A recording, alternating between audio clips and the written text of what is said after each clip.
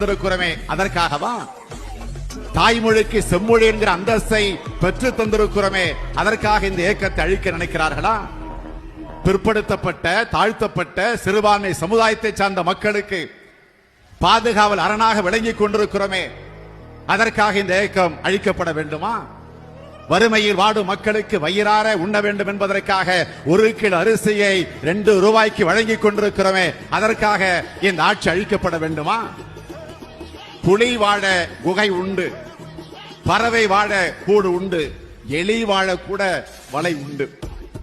ஆனால் எங்களை போன்ற ஏழை எளிய மக்கள் வாழ்வதற்கு இடமில்லாமல் தவித்துக் கொண்டிருக்கிறோமே அதையும் புரிந்து இந்த ஆட்சி இன்றைக்கு பட்டா வழங்கிக் கொண்டிருக்கிறதே அதற்காக இந்த ஆட்சி அழிக்கப்பட வேண்டுமா?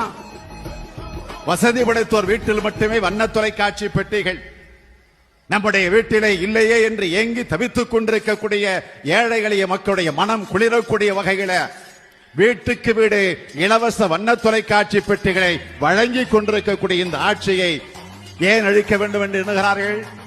என்ன எரிச்சல் இன்றைக்கு அவர்களுக்கு வந்திருக்கிறது?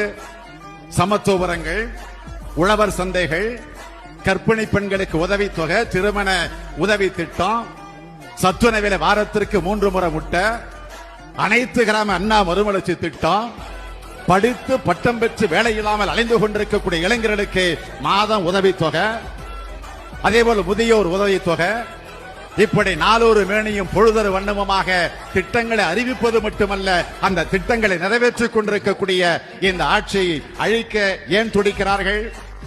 நான் உறுதியோடு தெரிவிக்க விரும்புகிறேன், திமுக கழகம்தான் தமிழினத்தினுடைய அரண், இந்த தலைவன் தான் தமிழினத்தினுடைய பாதுகாப்பு என்கிற உணர்வோடு நாம் உறுதி ஏற்றாக வேண்டும். உறுதி ஏற்கிற நேரத்தில் நான் உங்களுக்கு முன்னே செல்லும் தலைவனாக அல்ல, உங்களை முன்னால் தள்ளி பின்னால் வரக்கூடிய கோழையாக நான் இருக்க மாட்டேன். உங்களின் தோளோடு தோள் நின்று உங்களின் உச்ச நண்பனாக என்றும் உங்களின் ஒருவனாக வருவேன். விடைபெறுகிறேன். நன்றி, வணக்கம்.